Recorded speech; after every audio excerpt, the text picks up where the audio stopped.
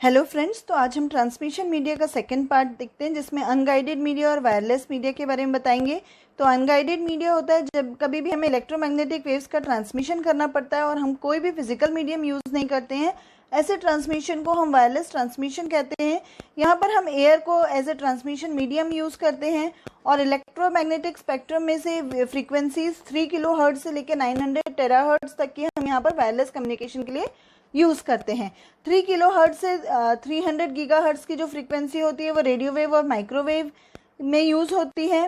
300 giga hertz से लेके 400 terahertz तक की इंफ्रारेड के लिए यूज़ होती है और उसके बाद विजिबल लाइट एनर्जी होती है।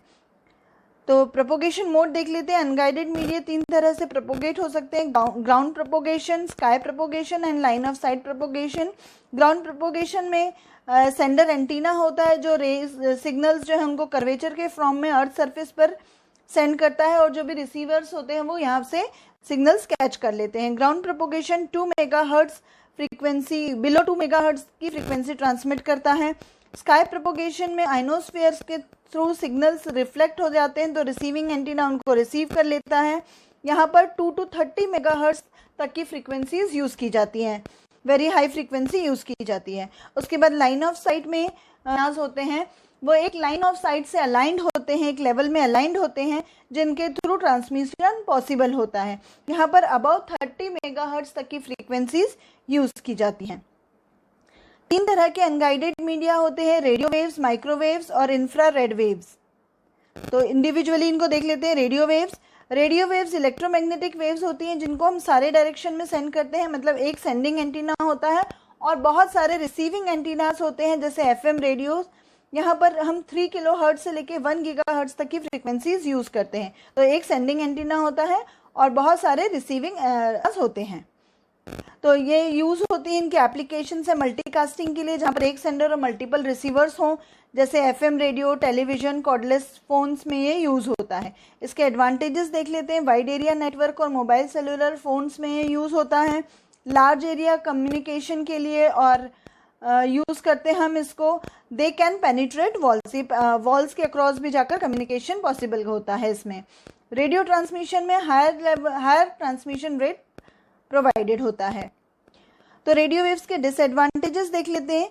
या ये इनसिक्योर कम्युनिकेशन होता है क्योंकि एक सेंडर और बहुत सारे रिसीवर होते हैं। कोई भी मैलिशियस रिसीवर आकर बीच में से सिग्नल को कैच कर सकता है, डेटा ले सकता है।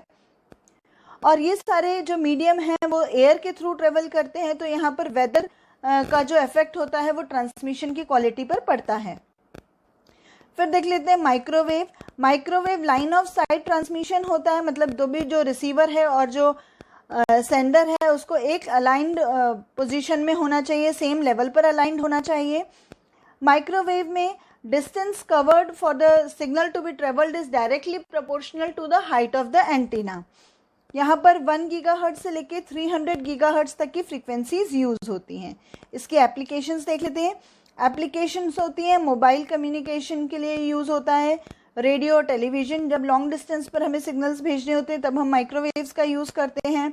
Audio signals, fax, data, video signals सारे हम इनके थ्रू भेज सकते हैं, जैसे हम email, file transfer, WW internet applications इसके थ्रू परफॉर्म कर सकते हैं। फिर देख लेते हैं एडवांटेजेस माइक्रोवेव की। माइक्रोवेव केबल्स और जो रिक्वायर्ड हार्डवेयर्स थे उनसे चीपर होता है। लैंड एक्विजाइजेशन की कोई प्रॉब्लम नहीं होती। ईज ऑफ कम्युनिकेशन होता है, कितने भी डिवाइसेस ऐड किए जा सकते हैं। ओशियंस के ओवर हम कम्युनिकेशन कर सकते हैं, across oceans. Long distance telephone communication possible होता है और थाउजेंड्स ऑफ वॉइस चैनल्स हम एट ए टाइम सेंड कर सकते हैं थ्रू माइक्रोवेव्स। फिर इसके डिसएडवांटेजेस देख लेते हैं। Cost of design, implementation and maintenance थोड़ी हाई होती है। Again it is insecure communication. Signals can be scattered and can be receive by any receiver. यहाँ पर अगेन वेदर का इफेक्ट पड़ता है एंड बैंडविड्थ जो अलॉटेड होती है, जो वो एक लिमिटेड बैंडविड्थ स्लॉट अलॉटेड होता है यहाँ पर। माइक्रोवेव 2 टाइप्स के माइक्रोवेव ट्रांसमिशंस होते हैं, टेरेस्ट्रियल माइक्रोवेव और सैटेलाइट माइक्रोवेव। इनको इंडिविजुअली देख लेते हैं। टेरेस्ट्रियल माइक्रोवेव में एक सेंडर होता है जो 2 से ज़्यादा माइक्रोवेव स्टेशंस पर सिग्नल को भेजता है। यहाँ पर एंटीना लगे होते हैं जो सिग्नल आगे आगे प्रोपोगेट करते हैं टू द रिसीवर। यहाँ रिपीटर्स लगे होते हैं एंटीना में, तो इससे लॉन्ग डिस्टेंस कम्युनिकेशन पॉसिबल हो पाता है। फिर दूसरा टाइप होता है सैटेलाइट माइक्रोवेव। यहाँ पर जो लॉन्ग डिस्टेंस कम्युनिकेशन होता है with the help of satellite होता है। सेंडर अपने सिग्नल सैटेलाइट को भेजता है और सैटेलाइट में कुछ हार्डवेयर डिवाइसेस होते हैं। इन सैटेलाइट्स को हम रिले सैटेलाइट्स कहते हैं, जो सिग्नल्स को आगे मल्टीपल रिसीवर्स के पास सेंड कर देते हैं। इंफ्रारेड ट्रांसमिशन देख लेते हैं। तो इंफ्रारेड ट्रांसमिशन होता है, ये इंफ्रारेड रेज होती है स्पेक्ट्रम में, जो विजिबल लाइट से लॉन्गर होती हैं और रेडियो और माइक्रोवेव से शॉर्टर होती हैं।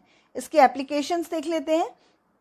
एप्लीकेशंस ये मॉनिटरिंग और कंट्रोलिंग सिस्टम्स में यूज़ होता है, generally remote control boxes, wireless lens, cordless devices, intrusion detection systems और मोशन डिटेक्टर्स में ये यूज़ होता है।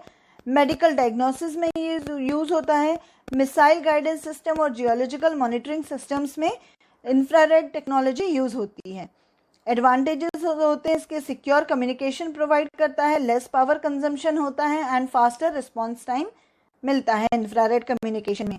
डिसएडवांटेजेस होते हैं, इट कांट पेनिट्रेट वॉल्स, क्योंकि इंफ्रारेड रेज है तो आइज को डैमेज करती हैं, requires lines of site and low data transmission rate provided होता है इंफ्रारेड रेज में।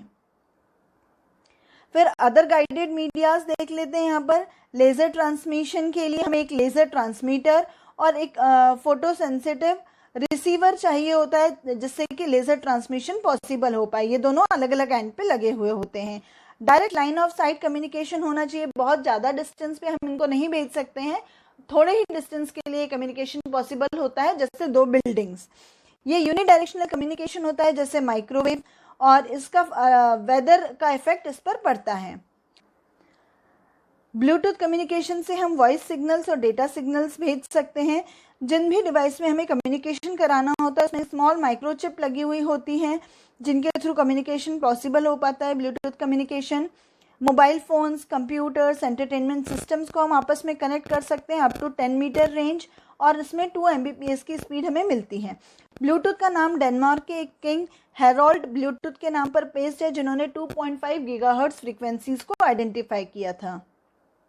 So thank you for this session. अगर ये वीडियो आपको अच्छी लगी हो तो इसे लाइक करिएगा, शेयर करिएगा और मेरे चैनल को सब्सक्राइब करिएगा और बेल बटन दबाना मत भूलिएगा, ताकि अगला वीडियो मैं जब भी अपलोड करूं आपको नोटिफिकेशन मिल जाए। Thank you.